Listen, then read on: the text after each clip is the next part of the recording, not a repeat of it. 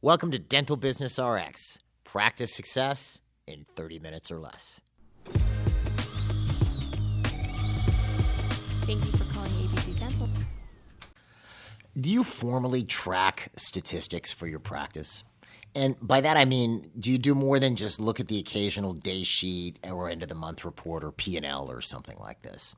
So let's say you do track statistics. Well, which ones are you looking at and how frequently do you look at them? And most importantly, what do you actually do with them? For example, if production is lagging mid-month, let's say, what actions do you take, special actions, if any? Over the course of my career, I've been on site in close to 1,000 different dental practices across the United States. And I'd say that in maybe 25 to 30% of the offices I've been in, they kept some sort of statistics on a regular basis, which again is better than keeping none. But comparing what I've seen out there, comparing that to how it should run, the biggest problems I see usually are, one, not keeping statistics at all, two, not keeping the correct statistics, three, not tracking them at the proper frequency, which I'll get into this, and four, inaction in the face of statistically proven poor performance. So what's the big deal with all of this? Well, the biggest reason behind this as far as statistic management is stat management is one of the primary building blocks of successful organization and expansion. It's if I had to pick three things, it's in that top three. Trying to run a business without the proper use of statistics is like trying to drive your car with the instrumentation in the trunk. You know, how fast am I going? I don't know. How much gas do I have left? And what's the oil pressure? Duh. You know, I think you get my point. You don't know what's going on. You're driving. You have no idea how fast you're going, how much gas you have, whether you're about to overheat or not, or the oil pressure is getting too high, who knows? So for this episode, I wanted to focus in on this. Specifically, one, which stats or KPIs you should regularly keep in your practice and why. Two, what these stats should be kept at and monitored. Three, what you should do with these statistics once you see what they look like. And four, stats and accountability. Stats don't exist in a vacuum. Each one has to belong to a person in your organization that is ultimately responsible for them. My name is Jeff Blumberg, and I'm your host. And we'll start off with what stats or KPIs you should be keeping on a regular basis and why. And to help along with this, I'm going to give this to you in stages. You know, let's say you're not keeping stats at all. I'm going to tell you where to start. Then I'm going to take it to the next stage and then the third stage, assuming you're really organized. But to help us along with this, I have a free download called Statistics to Keep, which actually has a lot of these statistics and explains what they are and how they're kept. You can get it for free. You just click the link on the episode webpage and you download it. All right, so what stats you're keeping really depends on where you're at. So let's say you are keeping no stats at all, other than, the stats that your software keeps, production, collection, new patients that you look at once in a while. And when I say keep statistics, I don't mean just keep them. I mean display them graphically so you can see whether they are going up or down. There is a value to this. You could look at your end of the month report and look at what your production, collection, new patients, AR, all these things are. But really stats are valueless unless you're comparing them to something else. You could say, I produced 50,000 today, which would be amazing for most offices unless that office normally produces 100. Do you see? In which case that would be bad. So it's all relative. So you want to keep statistics at a regular frequency and you want to compare them to prior periods. So what stats are we going to start off with? We're going to start with some basics, which we all know, which are production, collections, and new patients. We all have this. And let's just define these. What's production? It's charges. All right? Whatever you charged out for procedures. And what I would recommend, if we're doing this bare bones, is when you list your production, it should be adjusted production. In other words, what is actually collectible. So let's say my normal crown fee is $1,600, but I'm in a PPO and a lot of my patients I'm doing crowns for $880. Well, I'm going to list the $880 as my production because I'm not going to collect that other excess amount of money because all I'm billing is $880. Now, could you keep a full production statistic otherwise? Sure, and I recommend that, people used to. Before all these fee schedules were in software. I sound like one of these guys, right? Back in the day. But there's a truth to this.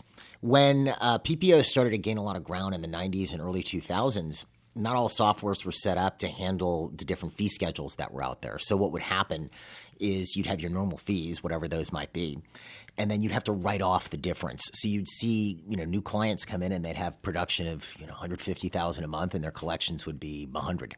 And that other 50,000 was write-offs because they were listing those crowns at 1,600 and then only collecting 880 and having 880, and having to write off the balance, right? So nowadays, most fee schedules are in softwares, or they should be, otherwise you'll drive yourself insane. So if we're going to keep this bare bones, right, start with just adjusted production, meaning the actual collectible production. Then you have collections, which is obvious. That's revenue. Any money that comes into the practice is collections. And then there's new patients. Now you might go, well, Jeff, why are you defining new patients? This is kind of stupid, right? I've seen people who play little games with new patients in order to, I don't even know why they do it. If a patient comes in and, they came in as an emergency and I did a PA on them and I recommended a root canal and they didn't accept it, I don't count them as a new patient. I disagree with that. If a person comes into your practice and you make a chart for them, that should be a new patient. Whether they are a person just looking for, a quick fix, an emergency new patient, or they're a new patient who sticks with the practice, either way, it's still a new patient. And again, if you were having trouble where you noticed that your revenues weren't going up despite getting a gazillion new patients, you could then backtrack and go through the new patients you've gotten and go, my gosh, 50% of these are emergencies that are coming in just to try to get Vicodin or something. I'm being facetious here, but you get what I'm saying. You could look at 50% are coming in and they're never coming back. Well, you could try to fix that, or you could then go, okay, well, maybe I need to do some more marketing or something. You could analyze that a little differently, but that doesn't change the fact that all of those are new patients. All of those are new patients. So you have to have a clear definition. You don't want to move the goalpost, so to speak, because if you do, it'll change what the statistic means. If 1 month I'm counting new patients that came in as emergencies and the next month I decide not to, well, my new patients are going to crash. But you won't necessarily know why 6 months from now you're going to forget. Okay? So bare minimum, we're keeping production, collection, new patients. We are graphically displaying these on a monthly basis, at least to begin. Okay? If you're doing nothing. I'm going to tell you to track it more frequently, but we're going to start at least with production, collection, and new patients. Now let's say I've been doing that. I'm collecting those statistics. I'm graphically displaying them so I can actually see them. And now I want to expand on the number of statistics I'm keeping. And again, why am I doing this? I'm doing this to measure performance, to anticipate things that I should need to do before I need to do them, to see if there are areas of the business that are non-performing, and so on. And this is where this handout that I have, this statistics to keep handout, comes in handy. So I'm going to go through these statistics with you if you download it. There's 14 of them. And we'll go through what these are and what they mean and how you track them. And these are ones that I would definitely recommend that you keep. Assuming you have a functional office and you've been keeping some statistics, I'd recommend that you keep these. Now, what you're going to notice is some of the more common metrics that people keep that they say are just, metrics you have to die for, like production per hour, is not on this list. And I'm not saying that, some of these, if a metric that you're used to keeping didn't make the cut on this list, that doesn't mean that it's a useless metric. I have seen some useless metrics or statistics kept before. I have, but I'm not saying production per hour is a useless metric, or let's say you're tracking, how much of a certain procedure code you do in a given week, month, or year. I'm not saying those are useless, but as far as monitoring, that's data. Like, so if I'm digging into an area, for instance, I'm going to skip ahead for a second. Let's say we're talking about new patients for a second. If I want to track what's going on with my new patients, what statistics would I keep? Well, number one, I'm obviously going to keep new patients. And again, I have to have a clear definition for it. But then what is the precursor to a new patient? The precursor to a new patient is a lead. This is a new patient inquiry, whatever you want to call it. We call it a new patient reach, all right? This is someone who called in, a form lead, a Google pay-per-click lead, a referral, somebody who called my practice and said, hey, I need to come in for whatever reason. I'd like a second opinion. I need, I'm in pain. I just moved to the area. I want to get my teeth cleaned. Does not matter. Or, I found you as dentist near me. It does not matter why they're coming in, but they're a new patient. But that initial contact, that initial inquiry is a lead. We call it a new patient reach. So why would I keep reaches and new patients? Well, if I'm getting, let's say I'm getting 200 reaches a month and I'm only getting 30 new patients. Now, if I'm not tracking the reaches number, think with this for a second, and I'm just seeing the end, which is 30 new patients, and I go to my receptionist or my new patient coordinator and go, gosh, look, we're spending all this money on marketing and we're only getting 30 new patients. And then they go, yeah, I don't know what's going on, doc. It just seems like people don't care about their teeth anymore, or this marketing we're doing must not be working, or, we're all just, basically trying to take shots in the dark at what might be going wrong. None of us really know what's going wrong. All of a sudden, you bring out this other statistic of number of new reaches, which is my leads, right?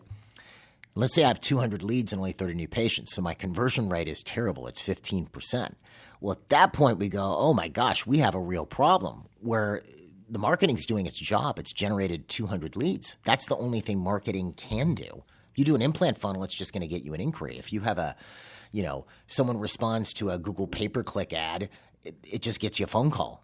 That's the job of marketing. It's to make the phone ring. It's to make people contact your practice or express interest. That's all it does. Okay. So marketing's doing its job, but my office isn't doing their job at that point in converting these calls. If I don't know how many reaches I'm getting, I'm not going to know if the problem is in my office, if it's my marketing, and then I'm going to take actions which may not help the practice. I may cancel my marketing at that point because I don't know that it's actually creating all these leads, and then my new patients drop even further. So this is why the statistics that I'm going to advise that you keep are the ones that have immediate impact on what it is you're trying to do. Now, let's say I was digging further into new patients. My new patients drop, and I go, okay, so I'm getting this many leads, and I'm getting this many new patients. Let's say I am getting less leads. Well, then I'd want to find out, where am I getting less leads from? Well, this is where I would dig into my software, find out who came from Facebook, who came from Google, but I wouldn't necessarily put that on a graph. That's just data. So things like that are useful, but am I going to graph it every week? Probably not. I'd have to be a very large organization, have multiple staff handling various things to be that granular with the way I'm tracking things. Same things like when I was mentioning earlier, production per hour. It's a great statistic, but in the long run, what am I using it for? If I'm looking at, okay, this provider is getting more and more productive. Let's say I go and I add an associate and I'm the main owner doctor, and I'm producing a certain amount per hour because I'm handling all the patients. But now I brought in an associate with the idea that I'm going to turn over the kids and the endo, the molar endo, and the emergencies, and they're going to be on call, and they're going to do the fillings, and I'm going to be able to focus on higher-end type procedures, implants, crowns, veneers, things like that, right? Well, then I would expect to see my production actually go up, and then I would expect to see my associates' production at least begin to exist or go up. I just added them, right? Well, in that case, I would see my production per hour go up. That's cool. But again, let's say my production per hour in a week is great, but I only work 2 days and we don't have enough money to pay the bills. Okay, am I going to take solace in the fact that I don't have enough money to pay my bills, but my production per hour was good? So all I'm saying is certain statistics have more use than others, and others kind of help paint the picture or add color to the picture to make you see exactly what's going on. So the statistics I'm going to give you in this handout, I know I've kind of given you a big explanation with this, but I want you to think with it, all right, are the ones that we, with an MGE client, we tell them, look, these 14 stats, keep these on a regular basis. So what are they? First one is a statistic called letters out. These are personally signed letters, non-form letters sent out by the practice. You could also put emails under that, not form emails, but individual emails, maybe even individualized texts could fall under this. Now, why is this statistic important? This and the next one, which I'll read you here in a second, are outflow statistics. On the podcast, at several points, I've talked about this in the past, the importance of outflow from your practice. I don't remember the exact episode off the top of my head. Needless to say, you want to make sure the practice is outflowing. This is a statistic to help track that outflow, as well as the next one, which you'll see this is on this handout that I gave you for download called bulk mail out. This is the total volume of all mail leaving the practice, including letters out. So let's say we sent out 1,000 letters this week between emails, snail mail, text, etc., and then we sent out another 2,000 postcards. Well, then my bulk mail out would be 3,000, 1,000 letters plus 2,000 postcards. Again, this is an outflow statistic. This statistic is important, okay? Next stat, value of treatment plans presented versus sold or closed. Pretty self-explanatory, but we do need to define a couple of things. First off, and again, I've gone over this probably ad nauseum in the past. If you have a patient and they need $10,000 worth of treatment and you spend 2 minutes trying to explain it to them, is that enough time? I've given you a pause there to answer. You know it's not enough time, unless it's, your bestest buddy who is going to do whatever you say in 5 minutes. Most people are going to want more explanation like that. So you could screw that treatment plan presentation up pretty easily by not giving yourself enough time. So when I count a treatment plan presentation, I want to make sure that adequate time is spent. So, you're better off not presenting a case if you don't have time to close it. But either way, if I'm presenting a treatment plan, and then the patient agrees to, let's say I present 6 crowns and they agree to do 2. What did I actually sell? Let's say they agree to do all 6, but they want to do 2 this year, 2 next year, and 2 the year after. How many crowns did I just sell? Some people would say 6, some people would say 2. The correct answer is 2. That's what they agreed to do now. Because just because they said they're going to do it next year does not mean they're going to do it. I've seen cases where this happens and you talk to the patient next year and you go, okay, you're ready to do those next 2 crowns? And they go, I thought we already did those. They're not sold.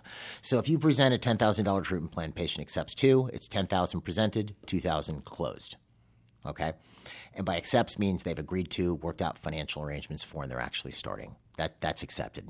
Not, I'm going to do it next year. That's not accepted.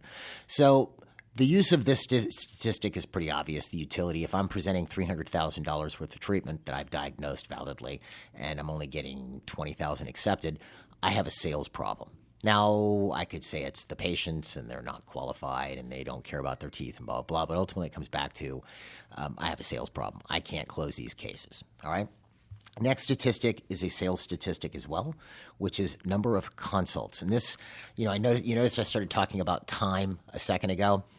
I held my tongue because it's more important to talk about it here. What is defined as a consult? This is when you have an adequate amount of time to present a treatment plan to a patient, like the proper amount of time, whatever that is in your practice, 20 minutes.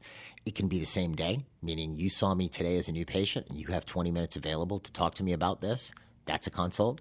It could be the next day. It could be the day after. But it's an official treatment presentation opportunity is a consultation. Now, why do we track consultations? Well, if I have enough, let's say my close rate on average is 40%. It's not very good. Let's say it's 40%. All right. Well, if you give me 5 consults, I'm going to close 2. If you give me 10, I'm going to close 4. If you give me 20, I'm going to close 8. Do you see? So you see where I'm going with this. If I close 40% of my consults, by closed, it means the person's accepted. They've done financial arrangements with my treatment coordinator, and they're now on my schedule as a patient. That's going to show up in production. So if I don't close people, I'm not going to produce it. Obviously, there's I'm talking to you straight from a business perspective now. There's obviously the higher level perspective, which is, we're trying to get our patients healthier, which is sort of why we're here. But if I don't get patients to accept the treatment that they need, well, then I'm not going to be doing it. And they're not going to be healthier, and they lose, and I lose. So ultimately, though, consults track how many opportunities you've had to present treatment. That's why it's important. And if you're smart, you make sure that you have these regularly on the schedule. You will not have production problems, all right? Whether you're doing them same day, which is ideal, or the next day or the day after if you have to.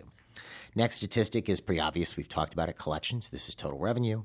Next statistic is accounts receivable. Now, one thing I would look for here, when I'm looking at the AR statistic, I'm looking at what do patients owe us. If you do prepays or you do large cases, FMRs, implants, things like this, that are not deliverable in a month, right? Let's say you had to do a bone graft and the bone graft has to heal up and then you got to place the implant and then you got to restore the implant. Well, this could be 6 months depending on the patient, right?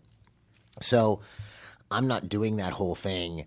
I've taken in money maybe for the whole thing in the beginning, but I'm not charging out everything for 6 months. So that's going to show up as a negative balance on my accounts receivable. In other words, it's money that I actually owe the patient, not that the patient owes me. So for this statistic, accounts receivable, I'm interested in what do patients owe our practice. So when you pull the report, you're going to have to ignore credit balances. Do you see? Because let's say I have $100,000 in credit balances, money I owe patients or delivery I owe patients, but then I have $200,000 patients owe me. Well, if I leave that and just pull an AR number, it's going to tell me the number's 100,000.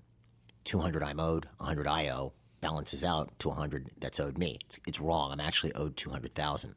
Now, that's not saying that there's no value in the credit balance number, because I should know that number, because if it starts to climb up too high or patients start to go missing and I owe them services, that's a problem. So I'm going to want to make sure that I stay on top of that so that I don't build up huge credit balances with patients, all right?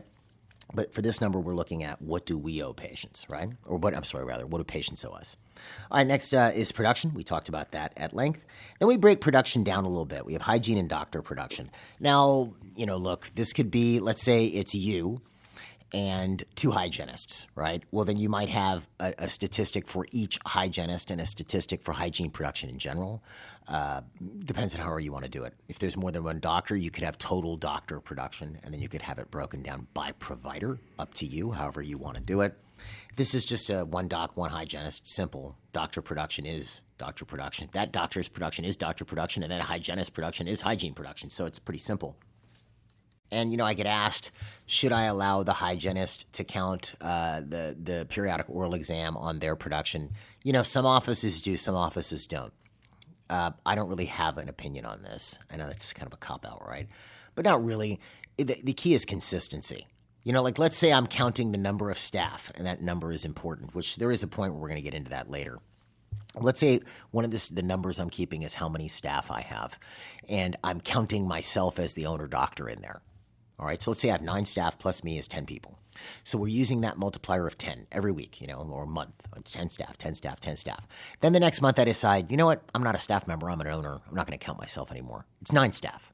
Well, that's going to screw up the math on everything at that point. It's not consistent. So you pick a system. How are you going to do it? And just keep it that way. Either they're counting it or they're not counting it.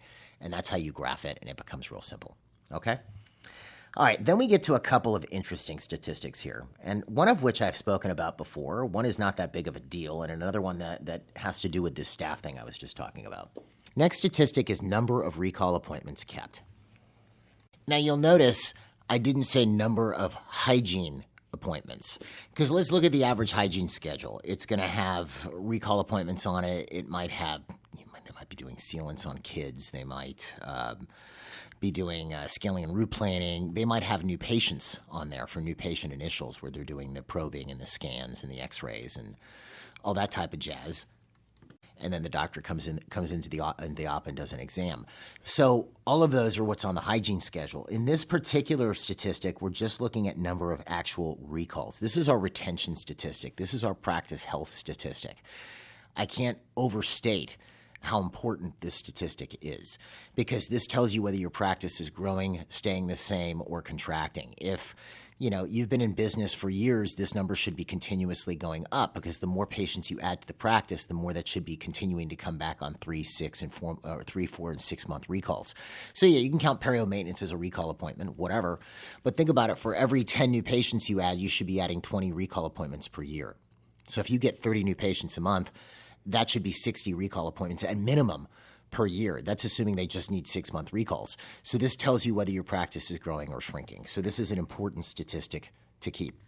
Now, next statistic is called percentage of appointments kept. Now, I'm not a huge fan of this one. This is more of a curiosity statistic to me. And if you wanted to drop this one, I really would not care. You might go, well, then why is it on your handout? Because it is. And it's interesting, if you've got 10 appointments on the doctor's schedule and this number is running at 70% all the time, well, I might have a confirmation problem. But if I'm trying to grade the productivity of my schedule coordinator, am I going to take something like production, or am I going to take percentage of appointments kept? I'm going to take production, because I could have 10 appointments on the schedule, and let's say one of those is to place 3 implants, and that patient cancels or no-shows, but then they fill it with 2 denture relines. They're now at 11 appointments. They're at 110%. So if I'm grading their productivity based on that, that really does nothing for me, because my overall production has crashed for the day. So production to me is a more important statistic for the schedule coordinator. Percentage of appointments kept is more of a curiosity, and you can keep it. And that's a pretty simple one to figure out. It's basically how many appointments were scheduled and how many actually showed up. Next statistic is this one you may not keep. It's called collections divided by staff. Now, this is where how you count staff becomes important. If you're counting yourself or not counting yourself, it has to stay consistent. And it's exactly what it says it is. So if we collected, $30,000 this week and we have 5 staff, our collections divided by staff is $6,000. And you go, well, what's the big deal about this stat? Well, this is your efficiency statistic. So let's say that's our numbers. We're collecting $30,000 a week, and we have 6 staff, and we're not counting the doctor. Let's say it's the doctor plus 6, but we don't count the doctor, so fine. So it's 6 staff, $30,000 divided by 6, or it's $5,000 per staff member. Okay, 5,000. 30,000 divided by 6, 5,000. Now we add a new staff member. So now we're at 7 staff, and we collect $30,000. Well, that collections by staff member just dropped, didn't it? It's into the 4,000 something range. Now, I would expect that initially because a new person isn't with it. They don't quite know what's going on. They don't really know how things work. Fine. But after a month or so, I would expect to see that number start to gravitate back towards $5,000. Because if it doesn't, it means I'm adding people, but I'm losing efficiency. Do you see? Think this thing through for a second. So also, if I'm training staff and making them more effective, let's say I've got 6 staff and we're doing $30,000 a week consistently, but then I'm training these staff. My treatment coordinator is learning to sell better. My schedule coordinator is learning all these tips about how to make sure that the schedule's full and is scheduled correctly. And, my assistants are getting better. They've just learned these new skills. Well, I would expect our productivity to go up just by that training alone, in which case now instead of collecting 30 with 6 staff, we're collecting 35 with 6 staff. Of course, I don't have my calculator in front of me, so I'd have to divide that in my head. But you get what I'm saying. We're almost at 6,000 per staff member. I was thinking quick on my feet with my math there. So this is my efficiency statistic. Then we get to our last 2 statistics. I'm having trouble saying that word today, which is number of new reaches. This is number of new people who call in or contact the office and could come from anywhere, and then number of new patients. These are actual new patients seen by the office, not new patients scheduled, but new patients seen. And again, let's say I had a person and they were a new patient coordinator. I might keep the statistic of new patients scheduled, but would that be a big deal to me? No, the sort of the big reveal, the reward is new patients seen. This is a butt in my chair. But now let's say we're getting 200 leads in a month, and they schedule 150 of those. That's really good, right? That's the 75% conversion, but then I only see 50. Well, that shows me I have a problem probably in my scheduling or confirmations process. It's illuminating, but ultimately the most important statistic there is new patients seen, and I'm keeping these other ones, what we might call sub-statistics, to tell me what's actually going on in that area, to kind of diagnose where the problem might actually be coming from. And obviously, if I'm keeping all of this and I add providers, I can keep individual provider statistics, like I was saying earlier, and then the overall productivity of all the hygienists and all the doctors and so on. And I could always break statistics down for an individual. Let's say I had somebody doing reactivation. Well, okay, ultimately, sort of the major statistic I'm going to grade them on is how many patients they've actually reactivated, and by reactivated meaning they're actually in the practice. But then I could kind of backtrack that. How many did they schedule? How many did they reach? How many calls did they make? How many letters did they send out, etc.? Because somewhere in there, if let's say I'm getting no reactivations, I'm going to find out what's wrong. So let's say they make, 500 phone calls a week. That's pretty good. And they reach 150 people. That's pretty good.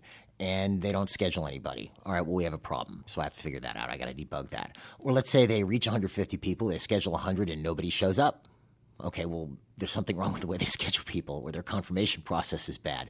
This is why I'm using these statistics, okay? And you can do this for anybody, okay? And you can also use them to compare and things like that. And I'll give you an example. I saw a practice the other day with a new client and their new patients graph. And this is why graphs are important. I can see whether it's going up or down. I'm not just looking at numbers on a piece of paper, okay? But their new patients graph was beautiful. I mean, this was almost vertical. It was at a good 70-degree angle going up for the last 12 months, right? Beautiful. Their collections and productions, or production rather, are long-term dropping, like they're declining. So you go, okay, what's wrong? It tells you that, okay, my problem, obviously new patients are great. I need to dig into what's happening with these new patients. How are they being handled when they come in the practice? What are they doing with them so that they're not actually making any more money? As the result, they're making more money with 12 new patients than they are with 45. Something's very wrong. And that gives me sort of an in to start looking and digging into what might be going wrong in this office, okay? Which then brings us to, these are the stats I'm keeping, whether it's the basics of production, collection, new patients, or I'm keeping this list of 14 that I just gave you. How frequently should I be keeping these statistics? Meaning, how often should I be counting them, in other words? How often should I be graphing them? At what intervals should I be graphing them? Well, what the industry standard is monthly. That's how most people do it.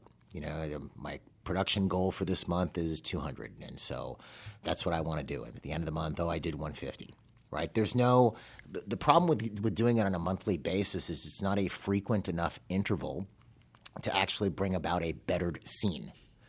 It's too big of a space, in other words. And I can't tell you how many times, especially with a new client, they'll set a production goal of 150, and then we'll get a call on the 23rd that they're at 45,000. Well, that's because nobody looked at the statistics till the 23rd. They should be being looked at more frequently.